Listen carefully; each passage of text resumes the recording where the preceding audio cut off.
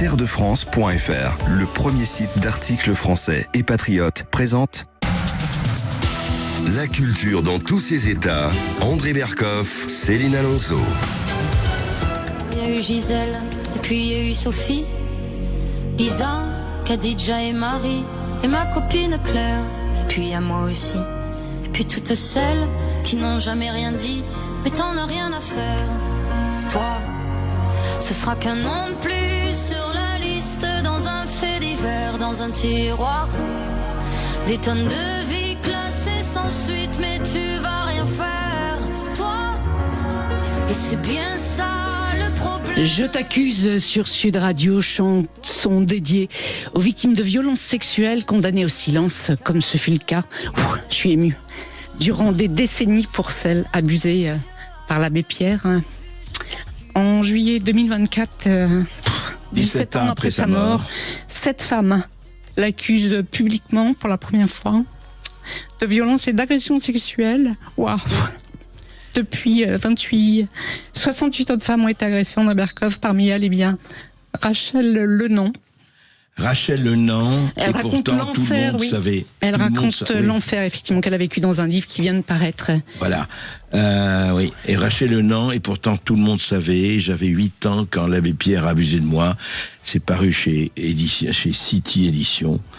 Et puis aussi, merci d'être là, Frédéric Cabat, directrice à Emmaüs pendant près de 17 ans, et notamment à la Fondation Abbé Pierre jusqu'en juin 2024, publie elle aussi un livre, Silence sacré, pourquoi nous nous sommes tus. Et vous savez, c'est très important, c'est une émission que Céline Alonso a organisée, parce que moi j'étais... je veux dire, l'appel, j'avais 13 ans quand il y a eu le fameux appel de l'abbé Pierre. Et donc, ma jeunesse, l'abbé Pierre, c'était une icône. C'était pour des millions et des millions de gens. C'était quelqu'un qui s'était révolté contre, justement, les SDF qui mouraient en plein froid. Et puis, il y a eu Emmaüs. Et puis, cette espèce d'extraordinaire élan caritatif, du point de vue qui a été magnifié par d'autres. Ensuite, il y a eu bien après les Restos du Cœur. Mais l'abbé Pierre, c'était une figure charismatique. C'était presque une icône. Et puis, des décennies plus tard, éclate effectivement l'abbé Pierre avec Prédateur. L'abbé Pierre, vraiment, je ne dirais pas violeur. Vous en parlerez beaucoup mieux que moi. Mais on se demande, mais pourquoi d'abord ces années de silence? Et justement, aussi bien Rachel Lenon que Frédéric Cabat en parlent. Et pourquoi? C'est vrai, Céline, pourquoi? Et là, ça explose avec notamment ces 2 ouvrages. Et oui, pourquoi tout le monde s'est tué pendant plus de 50 ans? Excusez-moi, chers auditeurs, ce sujet me bouleverse. Les livres de ces 2 femmes sont poignants, bouleversants. Vous allez les entendre dans un instant sur Sud Radio. Sud Radio. Terredefrance.fr, le premier site d'articles français et patriotes, présente La culture dans tous ses états. André Berkoff, Céline Alonso.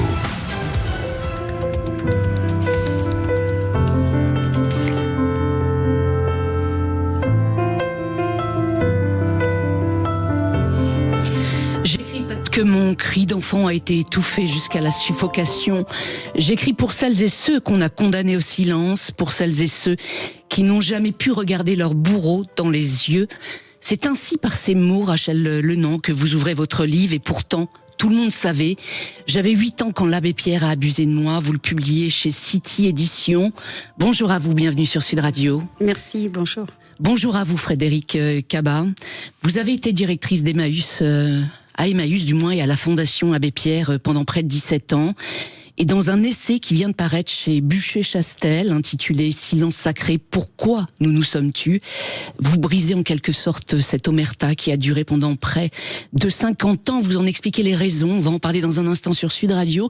J'aimerais savoir, Rachel Lenon, le scandale Abbé Pierre a éclaté le 17 juillet 2024. Ce jour-là, vous écoutiez la radio. Comment vous avez réagi le jour où vous avez entendu ces femmes victimes de l'abbé Pierre? Pour la première fois, vous entendez ça? Alors, lorsque j'allume la radio, en fait, comme tous les matins, je suis en train de boire mon café, je suis en Bretagne, je suis en vacances. Et c'est des bribes de mots que j'entends, et puis le ton qui commence à monter des journalistes, et puis là je me dis, il se passe quelque chose. Et là j'entends appel à témoins, Abbé Pierre, agression. Et là, je sais plus dans quel monde je vis. Je sais plus dans quel monde je suis à ce moment-là, parce que j'ai quelque peu enterré ça pendant plus de 50 ans. Et je me sens foudroyée. Et il y a cet instant présent, je me revois petite. Sur les genoux de l'Abbé Pierre. J'avais 8 ans. 8 ans. J'avais 8 ans. Et oui, vous dites précisément, un sentiment de gêne m'envahit ce jour-là. Je ressens presque de la culpabilité honteuse, persuadée que personne ne me rappellera. En fait, effectivement, donc vous avez répondu à cet appel à témoins. On vous a rappelé quelques jours auparavant, une femme vous a appelé, une femme vous a appelé, elle vous a dit « on vous croit ». Quand vous avez entendu ces mots, comment vous les avez perçus, ces mots ? Ça a été un immense soulagement parce qu'on m'avait jamais cru, parce que contrairement à ce que les gens peuvent croire et dire, pour la plupart des victimes, nous avons parlé, mais nous n'avons pas été écoutés, nous n'avons pas été entendus. Vous avez parlé à qui ? J'en ai parlé déjà dans un premier temps à la psychologue et à la directrice du pensionnat dans lequel j'avais été placée par ce fameux juge dont on parlait.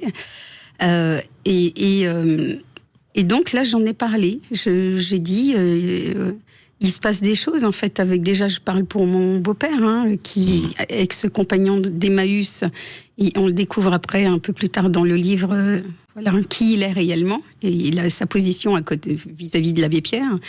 Et j'en parle à ce moment-là. Et je me prends une raclée comme jamais. Raclée. Ah oui. Physiquement, vous voulez dire ? Oui. Ah, ils vous ont battu ? C'est-à-dire qu'à ce moment-là, elle me pose la question, la directrice, elle me dit « Est-ce que tu maintiens ce que tu dis ?» Je dis oui, ça s'est passé. Et puis, j'essaye quand même de dire. Et là, je vois sa main partir en arrière. Et elle me la claque sur le visage. Et elle m'attrape les cheveux, elle me fait passer dans le couloir devant les éducatrices, devant les autres filles du foyer, comme pour un exemple en fait. Et je suis punie dans ce qu'on appelait à l'époque, on appelait ça l'infirmerie. C'est une pièce toute blanche avec juste un lit. Il fallait pas parler, quoi. C'est ça. Il fallait surtout pas. Pas parler pendant 5 ans. Donc vous avez vécu avec ce lourd secret. On va revenir en détail sur votre histoire dans un instant sur Sud Radio. Avant, j'aimerais donner la parole à Frédéric Cabat. Vous, ce jour-là, le jour où vous entendez effectivement ces femmes, les témoignages accablants à l'époque, en juillet 2024, effectivement, 7 femmes accusent déjà l'Abbé Pierre d'agression sexuelle répétée entre 1970 et 2005. Vous venez de quitter depuis 1 mois la Fondation Abbé Pierre. Quelle a été votre réaction ? Dans votre livre, vous dites « c'est l'apocalypse pour moi ». Oui, c'est le chaos, c'est-à-dire que ce à quoi je croyais, et puis ce à quoi croyaient les Français. Je pense que l'Abbé Pierre était quand même un phare dans la nuit de la précarité, de la pauvreté. Tout à coup, ce sont des décennies d'écroulement d'une action sociale vertueuse. L'Abbé Pierre a créé quelque chose d'exceptionnel par sa personnalité, sa façon de communiquer, sa façon d'amasser l'argent au sein d'Emmaüs, et en tout cas créer des structures pour redistribuer. Ils n'étaient pas seuls, ils étaient nombreux. Alors évidemment, je suis derrière ma radio, comme Rachel. Nos 2 livres commencent de la même façon. Et ça raconte à quel point nous sommes aussi connectés dans cette histoire. Et je suis dans le chaos le plus complet. Et je m'interroge assez rapidement sur ma part de responsabilité dans le silence qui a été perpétué, l'omerta, qui a continué pendant 70 ans, bien longtemps après la mort de l'Abbé Pierre, sur des faits aussi graves et aussi destructeurs. Et oui, parce que vous le racontez effectivement, vous avez eu beaucoup de signaux d'alerte. Je vais vous citer. On vous avait beaucoup alerté, des collaborateurs, des compagnons sur les agissements de cet Abbé Pierre. On vous avait dit notamment, c'était un papouilleur. Il attrapait tout ce qui passait. Les femmes savaient qu'elles ne devaient pas trop l'approcher, ne pas être seules avec lui. C'était une recommandation que donnaient des responsables d'Emmaüs, écrivez-vous. Un de ses collaborateurs proches vous a même dit, quand on se déplaçait, on devait protéger les petites filles, toutes les jeunes filles. On était tout le temps avec lui à le surveiller, à éviter qu'il ne touche les fesses, les seins. On a vraiment eu des soucis avec lui. Oui, c'est un homme qui était fragile, qui était constamment accompagné, je le dis dans le livre, par une armée d'hommes, parce qu'il fallait le nourrir, l'habiller, prendre soin. Il avait une santé dite fragile, et pas si fragile que ça pour agresser de la façon dont il agressait, pour violer dont il violait, et pendant des années, y compris dans un âge avancé. Et donc, je pense que je suis totalement prise dans Emmaüs pour 2 raisons essentielles. La première, c'est que moi-même j'ai eu une trajectoire et une enfance compliquée qui fait que j'ai cherché une famille, et Emmaüs était une famille, y compris quand il y a de l'omerta. Et puis le second fait, c'est que pour moi l'abbé Pierre avait une fonction de père, de phare aussi personnel et intime, et que c'était impossible. Le troisième fait, et j'en terminerai sur ça, c'est qu'en fait, nous étions là pour faire le bien, collectivement et individuellement. C'était impossible d'imaginer que le fondateur de ce mouvement soit dans cette violence aussi pure et aussi destructrice, que ce soit un criminel. Et oui, effectivement, vous le racontez et dans votre livre, parce que effectivement, vous êtes rentré chez Emmaüs parce que vous avez besoin de vous réparer, de réparer votre enfance, parce que vous avez été aussi une enfant qui a été maltraitée. Vous nous raconterez votre enfance dans un instant sur Sud Radio. Tout le monde s'est tu. Alors effectivement, il avait installé un véritable système de prédation. Vous, Rachel Lenant, comment vous êtes devenue, c'est en 1974, donc vous aviez 8 ans, comment vous êtes devenue une de ses proies? Ça commence par une famille issue de besoins matériels, financiers. J'ai un père qui est alcoolique, une mère qui est dépressive. Et les fins de mois sont quand même assez difficiles. Et là, on se retrouve... Ma mère, en fait, va chez Emmaüs. Excusez-moi, Et ma mère, donc, se retrouve à aller chez Emmaüs. Et à ce moment-là, elle rencontre cet homme qui est René, Monsieur René, qu'on appelle. Qui travaillait à Emmaüs. Qui était compagnon et ami de l'abbé Pierre. Un des bras droits de l'abbé Pierre, on peut dire. Vous êtes peut-être un verre d'eau. C'était un protégé, effectivement, de l'abbé Pierre, René, effectivement. Vous découvrirez par la suite, effectivement, son passé horrible. Racontez-nous, effectivement. Donc, votre maman vous amenait régulièrement chez Emmaüs, oui. Alors, elle m'emmenait chez Emmaüs. Ça commence avec mon beau-père, donc, dans sa chambre. Il avait une petite chambre à Emmaüs. Là déjà, il commence à me toucher, hein. Faut dire ce qui est. Il me fait du chantage très rapidement en me disant, si tu en parles, ta maman, elle va faire ce qu'elle a déjà fait auparavant. Elle va essayer de faire des bêtises. Donc, pour moi, les bêtises, ça voulait dire quoi? Oui, si tu parles, ta mère va plonger, quoi. Enfin, c'est un peu ça, ouais. Donc on arrive... Alors, ça fait 2 jours que je suis malade, désolée. Et du coup, ma voix commence à s'éteindre. Oui. Vous inquiétez pas, tout va bien, Rachel. Et donc, ça commence comme ça. Et très rapidement, un jour, quelques semaines après, il m'emmène chez l'abbé Pierre. Sur le chemin, déjà, il me dit, c'est une dame qui va nous ouvrir la porte. Tu lui dis bonjour, mademoiselle. Et donc là, je me retrouve, effectivement, j'apprendrai par la suite que cette mademoiselle n'est autre que mademoiselle Cotaz. La fameuse. La fameuse, comme vous dites. La fameuse, pourquoi? Secrétaire qui a protégé, effectivement, pendant 50 ans, les agissements, les déviances sexuelles de l'abbé Pierre. Et alors, vous voyez l'abbé Pierre à ce moment-là? C'est la première fois que je le vois. Sur le chemin, Monsieur René en question me dit, tu vas voir, c'est un grand homme, il a fait des choses extraordinaires. Et ce qu'il me dit, je trouve ça beau, parce que je suis petite, mais je comprends les choses. Je suis une petite enfant quand même assez éveillée pour mon âge. Et je me dis, super, je vais rencontrer celui à qui je devrais dire merci parce que c'est chez vous qu'on vient s'habiller, c'est chez vous que ma mère vient, mais en même temps... il se passe ce qui s'est passé avec mon beau-père. Donc j'y vais, mais pourtant je n'ai aucune appréhension parce que je suis persuadée que ce qui m'arrive avec mon beau-père est unique aussi. C'est ça qui est terrible. Ça peut pas arriver ailleurs. Ça peut pas arriver ailleurs. Ouais. Et puis je me dis que je dis rien parce que je veux protéger ma mère. Et lorsque je suis dans le bureau avec l'abbé Pierre, mon beau-père me laisse toute seule avec lui. Il trouve un prétexte. Enfin, je pense, moi aujourd'hui, je me dis que c'est un prétexte. Oui, ils étaient complices, bien sûr. L'abbé Pierre lui demande d'aller chercher un dossier, alors qu'il l'a eu juste au téléphone, juste avant. C'était les vieux téléphones à combiner, là. Je précise, pas de téléphone portable. Et je me dis, avec le recul, pourquoi il lui a pas dit « Amène-moi ce fameux dossier ». Voilà. Et là, je me retrouve seule avec l'abbé Pierre. Et comment s'est passée effectivement cette première agression ? Ça a été extrêmement rapide, extrêmement violent. Je me retrouve sur ses genoux parce qu'il il me laisse pas le choix. Hein. Il me dit « Viens t'asseoir là ».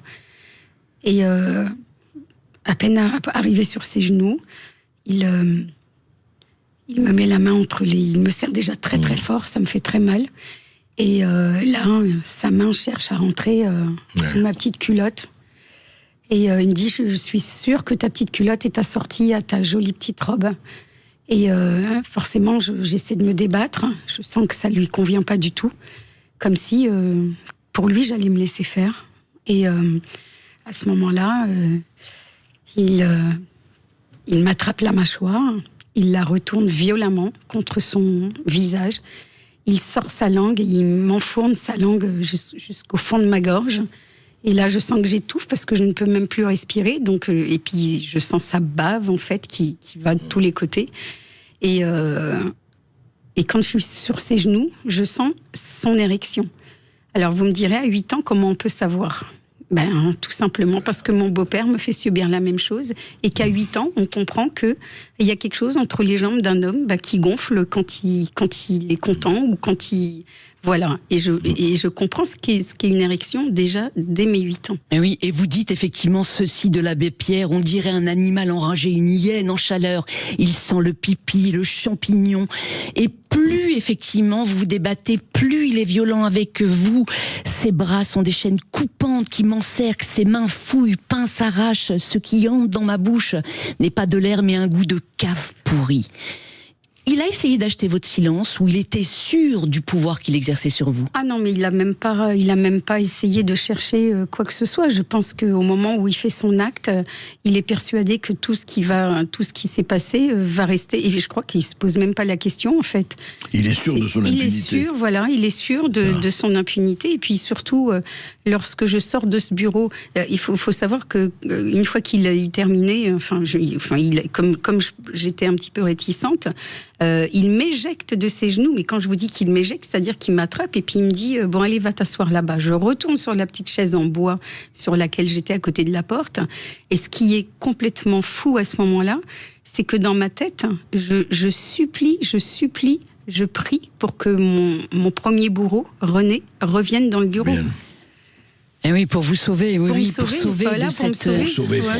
du tout. Oui, mais enfin voilà, psychologiquement, je me disais que c'est pour que ça s'arrête et que je sorte de ce bureau, il faut que lui il revienne pour m'extraire et me faire sortir de là. Oui. Et lorsque je sors, il me dit comment ça s'est passé, est-ce que tu as été obéissante et sage ? Terrifiant. Et je lui dis oui, mais ça s'est pas bien passé. Et là, je lui dis, il me dit qu'est-ce qu'il y a eu ? Et là, je lui dis, j'ose lui dire à ce moment-là, il me fait comme toi. Il m'a fait comme toi, tu me fais. Et quelle a été sa réaction ? Alors, il m'a serré la main très fort.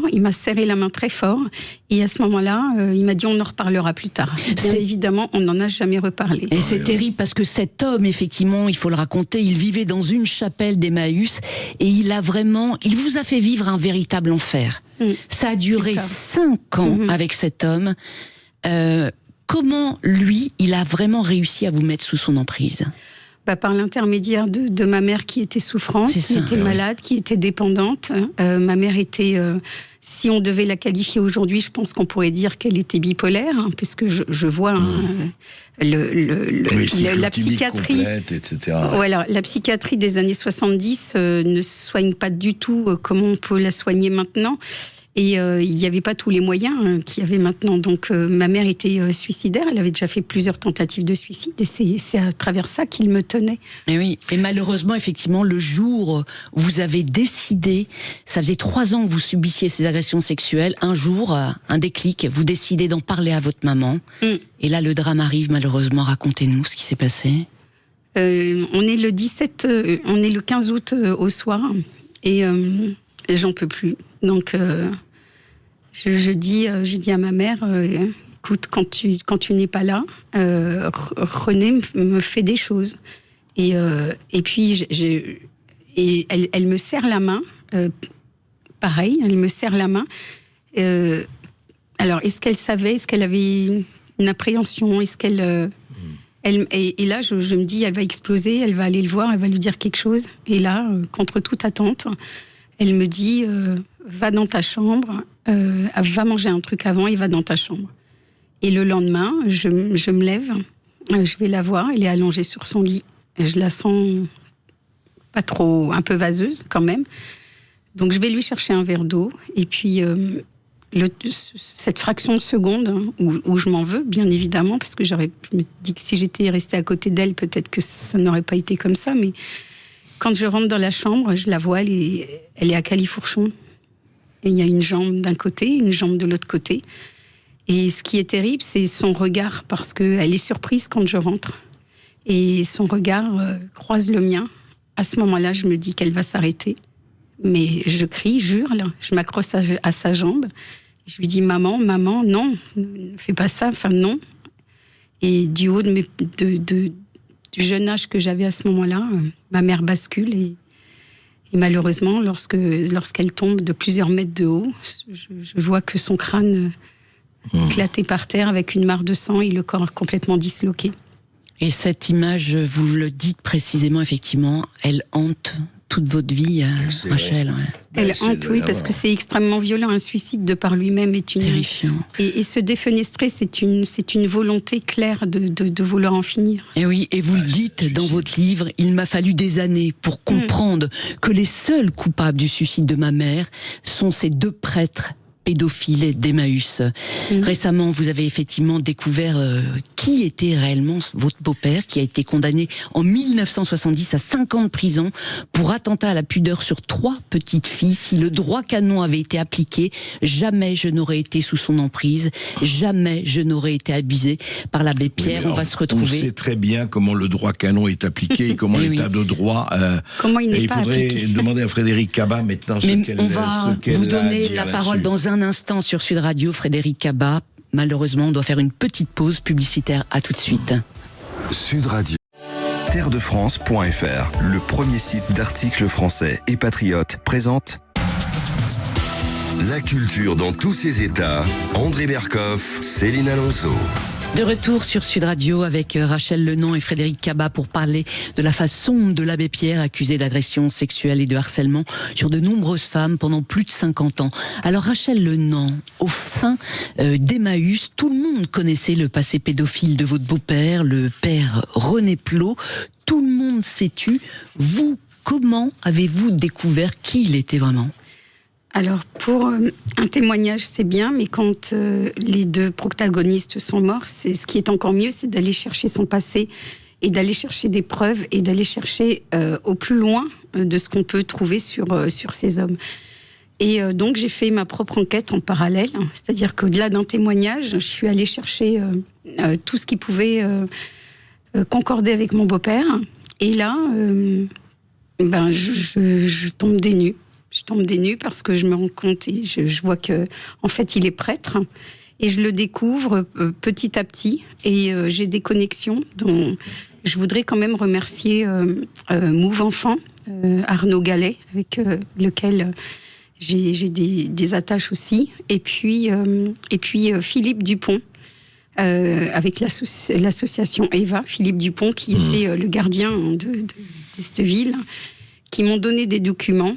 Et grâce à ça, j'ai pu remonter le fil grâce à une lettre de l'abbé Pierre, où dans cette lettre manuscrite de l'abbé Pierre, je retrouve mon histoire.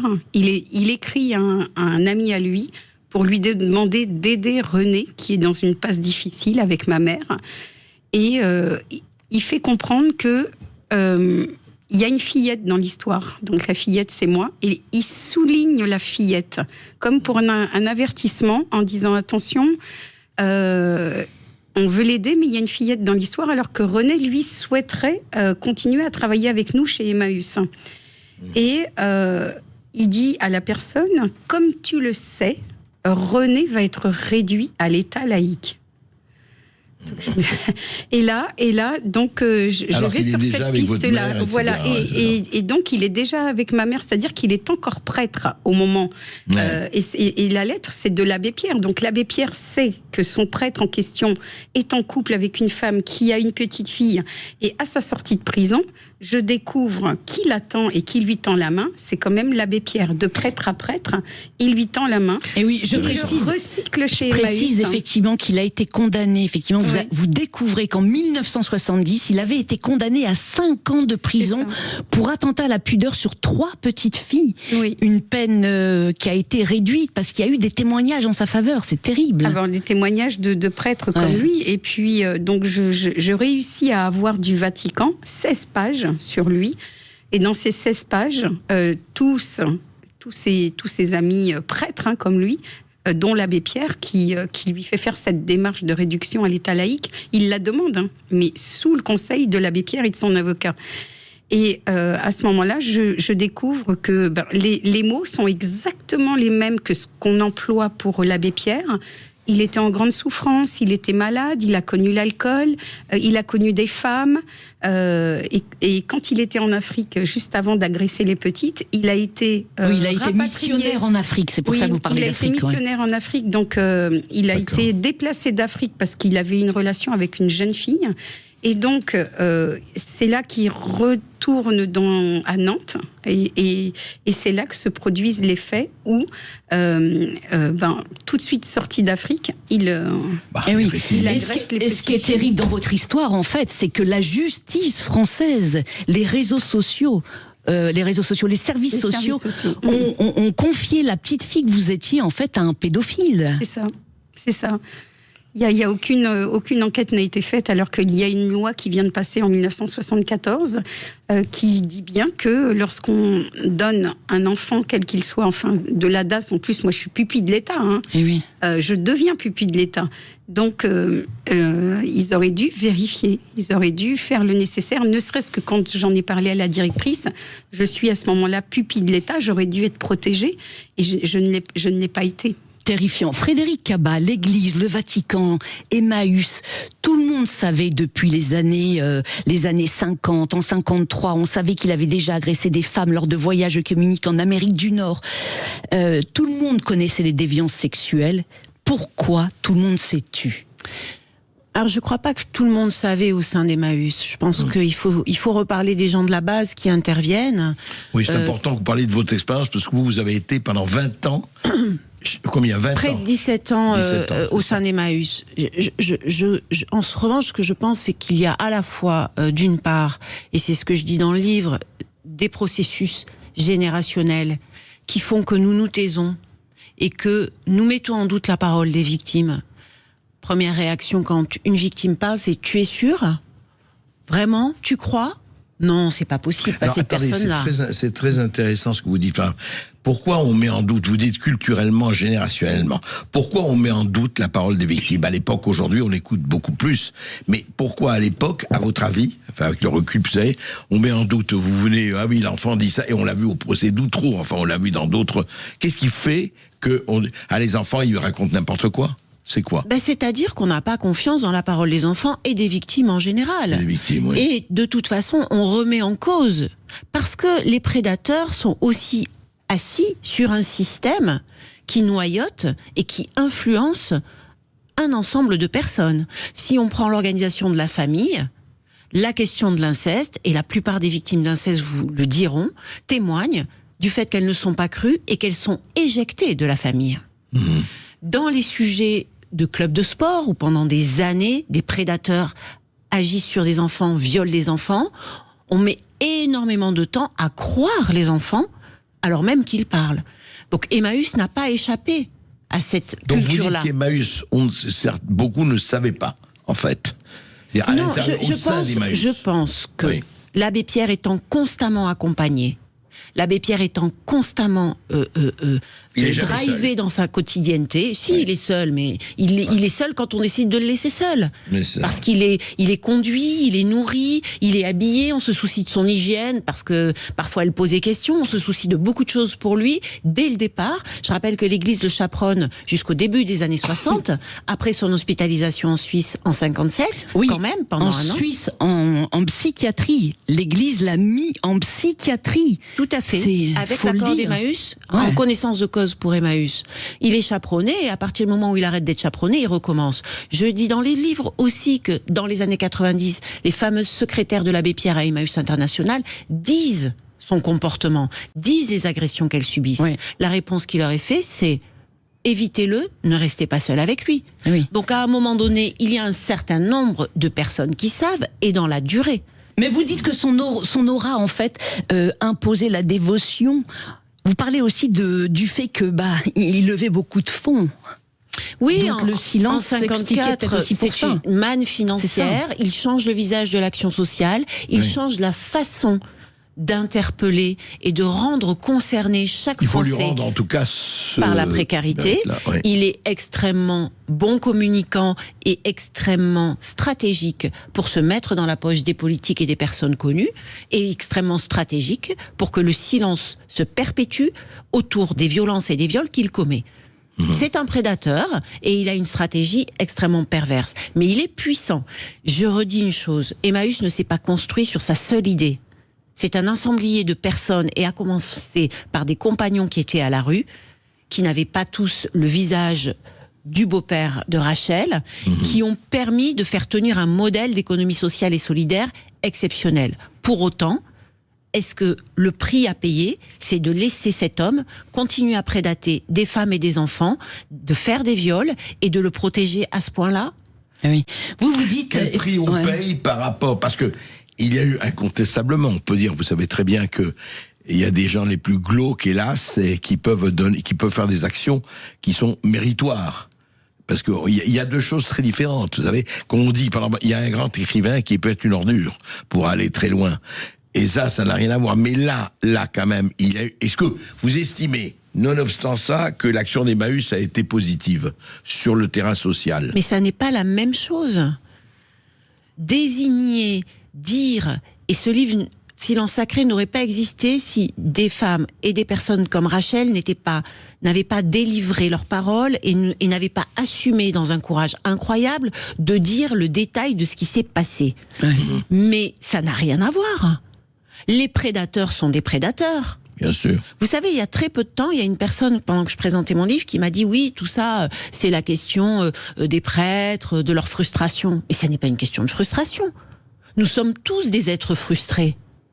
L'abbé Pierre était un prédateur extrêmement violent, calculateur, menaçant. Il faisait du chantage à ses victimes et aux familles de ses victimes. C'est quelqu'un qui a organisé tout était organisé. Sa prédation. Il y avait une réelle mécanique du silence mise en place. Oui. Vous dites, il m'a fallu tout ce temps pour mettre en relation mon silence dans Emmaüs avec les violences vécues dans ma propre enfance.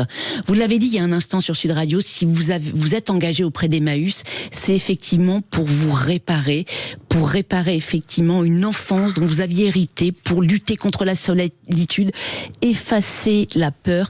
Quelle est, cette blessure, effectivement, qui vous a brisé enfant, Frédéric Cabin ? Mais j'ai écrit ce livre, pas pour parler de ça, mais j'en parle parce que c'était incroyable pour moi, tout à coup, de me mettre face à moi-même et de me dire, mais j'ai été moi-même agressée, et j'ai entendu des choses qui parlaient d'agression, et je me suis tue.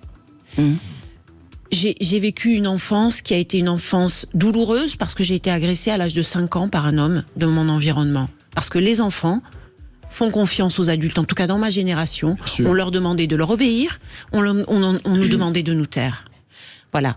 Et donc, j'ai abordé cette question de ce que j'ai vécu dans mon enfance, dans ma trajectoire, dans le silence le plus complet aussi, parce que c'était extrêmement difficile de parler.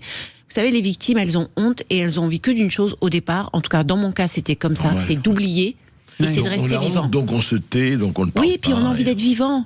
On a envie d'être vivant comme les autres. On n'a pas envie de porter ce sac à dos atroce toute sa vie. On n'a pas envie d'être réduit à ça toute sa vie. Donc chacun avec qui on est, avec nos moyens, avec notre équipement, on fait ce qu'on peut pour survivre. Ah oui, ce silence aujourd'hui, vous le regrettez, Frédéric Cabin ? Bien sûr. bien sûr, je le regrette. Et je le regrette profondément.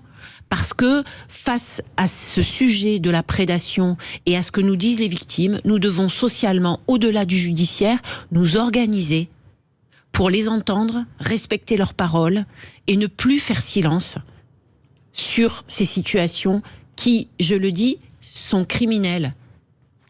Certains d'entre nous s'en sortent, d'autres, ils laissent leur peau, psychiquement et physiquement. Il ne faut jamais l'oublier. Et oui, à ce propos, Rachel Lenon, dans votre livre, eh bien, vous écrivez ceci: le sentiment de saleté, d'imposture, de culpabilité est central dans la psyché de l'enfant abusé. Comment avez-vous réussi à vous reconstruire? Qu'est-ce qui fait qu'aujourd'hui vous tenez debout? Et vous, Frédéric Cabat, comment avez-vous surmonté les blessures de votre enfance? On va en parler dans un instant sur Sud. Terredefrance.fr, le premier site d'articles français et patriotes, présente la culture dans tous ses états. André Berkoff, Céline Alonso. De retour sur Sud Radio avec Frédéric Cabat et Rachel Lenon qui publient chacune un livre bouleversant sur leur parcours de vie de femmes exceptionnelles qui ont réussi à faire de leurs blessures, les blessures de vos enfances, une force. Rachel Lenon, qu'est-ce qui fait que vous n'avez pas sombré? Comme le disait tout à l'heure Frédéric, on n'a pas envie de porter ce qui nous est arrivé et le garder. C'est en nous, hein. On y pense de temps en temps, on ouvre une petite case. Déjà, quand je rencontre des belles personnes, j'en ai rencontré, j'ai pas rencontré que des salopards, que des pourritures, j'ai rencontré aussi de belles personnes. Et votre émotion, tout à l'heure, on l'a bien senti, est je dirais presque un hommage aux victimes, parce qu'elle était tellement sincère, votre émotion, qu'on se dit qu'il y a des gens qui nous ont entendus. Et aujourd'hui, moi je suis très fière d'être avec Frédéric sur ce plateau, parce que quand j'ai lu son livre et je vois le mien, ils auraient pu être complètement fusionnés. Et là, je pense que pour comprendre, il faut vraiment lire les deux livres, parce que d'un côté, il y a la victime et d'un côté, il y a effectivement toute cette omerta. Pour répondre à votre question, comment on se remet de ça? Il y a deux solutions, hein. On a déjà un genou à terre, soit on met l'autre et puis on se laisse écrouler, ou soit on se dit non, la vie est belle, il faut que je continue, et je continue pour ma mère, et aujourd'hui je continue encore plus pour faire éclater la vérité. Et moi, ce que je demande aujourd'hui, c'est qu'il faut arrêter que Emmaüs finance lui-même, à droite, à gauche, des commissions. Il faut que la justice s'empare vraiment de ce cas Emmaüs. Il faut savoir qu'il y a la CEVAP qui est en train de faire une commission. Et oui, que les crimes sexuels ne soient plus prescrits, surtout. Je voudrais rester sur Emmaüs deux secondes, parce que c'est important. Vous dites il faut poursuivre Emmaüs. Donc Emmaüs continue aujourd'hui. Emmaüs est toujours là, et plus que jamais là. Frédéric Cabat. Oui, bien sûr. Donc, Frédéric Cabat, comment l'institution, parce que c'est très important, c'est jamais un homme seul, c'est une institution qui se protège elle-même et qui pour s'auto-perpétuer, évidemment, se protège. Comment ça fonctionnait et comment ça fonctionne aujourd'hui? Qu'est-ce qui fait que l'institution a un tel poids qui fait que c'est très difficile de s'opposer à elle? Je l'explique dans Silence Sacré, la question de l'organisation de la nébuleuse Emmaüs est un des facteurs du silence aussi. Qui était mondial, Emmaüs. Mondial, oui. Qui a commencé en France, mais qui est très très vite allé sur l'international, l'Afrique, l'Amérique latine, l'Asie, jusqu'aux États-Unis même. Il y a eu une communauté à New York à un moment donné. Donc, en fait, c'est une nébuleuse dans laquelle les associations, qui est composée d'associations, qui n'ont pas de hiérarchie entre elles. Et ça, c'est l'abbé Pierre qui l'a voulu. Et qui ont été liés très tardivement par Emmaüs International et Emmaüs France, mais qui n'ont pas d'autorité sur l'existence de ces associations. Donc, la tension est très très forte dans cette organisation. Elle apporte deux choses, cette tension. La première, c'est qu'elle permet de créer des solutions innovantes pour les plus fragiles et les plus précaires, c'est vrai, mais elle masque aussi des espaces où il faut dialoguer sur ce qui dysfonctionne. Toutes les organisations ont des dysfonctionnements. Oui, et là, bien il y sûr. en a eu un énorme qui a porté préjudice. Qui est lequel ? Aujourd'hui, on le sait, à 68 victimes. Ouais. La prédation de l'abbé Pierre. La prédation. Et je ne peux pas penser que 50 ans de prédation, plus de 50 ans de prédation, et plus de 70 ans d'omerta, n'a pas généré un système qui a influencé l'ensemble des organisations. Vous savez, le silence, pour moi, c'est le meilleur conducteur des traumatismes. Quand les organisations se taisent, quand les familles se taisent, on se transmet l'inceste, on se transmet la violence sexuelle. C'est un crime, ce silence. Oui, c'est un crime. C'est ce qui perpétue la possibilité aux prédateurs de trouver des espaces pour agresser et violer. Plus nous nous tairons, et ça n'a rien à voir avec la judiciarisation. Évidemment, il faut que la justice aille plus vite. Évidemment, Bien sûr. il faut que la police accueille les victimes dans de bonnes conditions, les entende. Il faut que les procureurs poursuivent. Mais il faut aussi que la société s'organise pour arrêter de taire des actes dont nous avons connaissance autour de nous. Rachel Lenan, justement, aujourd'hui, si des victimes nous écoutent, qu'auriez-vous envie de leur dire ? J'ai envie de leur dire que moi, j'ai porté plainte, bien évidemment, contre mes 2 agresseurs, mais il y a prescription. Mais j'ai aussi porté plainte contre X, parce que c'est pyramidal et qu'il y a encore des gens, ce qu'on appelle les vieux de la vieille, qui sont encore en poste, qui sont encore là, qui ont su à un moment donné. Et il faut que, vraiment, les victimes fassent comme moi, qu'elles portent plainte contre X. Vraiment. Dites-moi, juste, oui, et ça c'est tout ça, porter plainte, c'est important. Juste quand même une dernière question. Est-ce qu'Emmaüs, en tant que tel, en tant qu'organisation, a porté excuse, s'est excusé, s'est autocritiqué, ou jamais? Je parle officiellement, du point de vue officiel. Je pense que tout le monde a été informé au moment de la première annonce des victimes, de leur volonté d'être à l'écoute des victimes. Après, la commission dont parlait tout à l'heure Rachel, la CEVAP avec justesse, c'est un mandat d'Emmaüs avec l'École des hautes études en sciences sociales pour enquêter sur ce qu'il s'est passé et pourquoi ça s'est passé pendant aussi longtemps. C'est en cours. Oui. Ça se terminera à la fin de l'année 2026 par un rapport qui sera remis au premier trimestre 2027, si je ne me trompe pas, Rachel. C'est ça. Rapport de remis à qui, normalement? Rapport rendu public, remis à Emmaüs, donc le rapport aux organisations. Sur tout ce qui s'est passé, exactement, etc. est rendu public. De leur point de vue, c'est une enquête. Et cette enquête, elle doit se poursuivre. C'est très important. Voilà, et c'est très important, mais c'est très important aussi de comprendre les rouages du silence.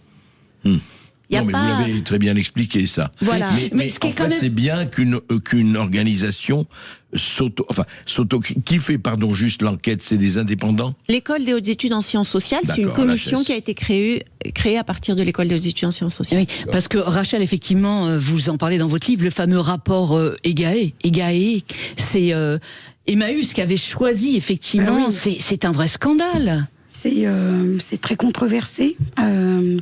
Après, les chiffres que l'on a sont quand même erronés, puisque il y aurait a priori beaucoup plus de victimes, mais qui n'ont pas souhaité parler, témoigner. Donc, on peut supposer, notamment avec la CEVAP, avec ce fameux rapport qui va être rendu public, puisque là, ils sont en train de retracer l'itinéraire. Donc, ce sera à la fin de l'année. Donc, il faudra en reparler à ce moment-là, c'est très important. Il va y avoir certainement des rebondissements en ce moment-là. Et je faisais une parenthèse tout à l'heure. Alors, j'en ai jamais parlé, mais j'ai invité Frédéric hors plateau. Je lui en ai parlé avec Arnaud Gallet, donc avec l'association Move Enfant.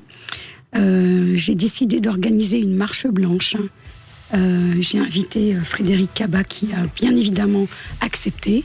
Donc, on aura Move Enfant, Frédéric et moi. Je pense que c'est symboliquement extrêmement fort. Quand on peut organiser ça? On n'a pas encore de date, c'est Arnaud qui doit l'organiser. Donc on vous tiendra informé à ce moment-là. Oui, bien entendu, vous viendrez en parler sur Sud Radio. Merci à vous d'être venus sur Sud Radio. Je rappelle, chers auditeurs, que le livre de Rachel Lenan, et pourtant tout le monde savait, j'avais 8 ans quand l'abbé Pierre a abusé de moi, est paru chez City Éditions.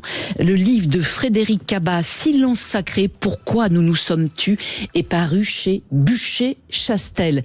Lisez ces 2 livres, chers auditeurs. Tout de suite, vous retrouvez Brigitte Lahaye. La culture dans tous ses états. André Berkoff, Céline Alonso. Avec terredefrance.fr, le premier site d'articles français et patriotes.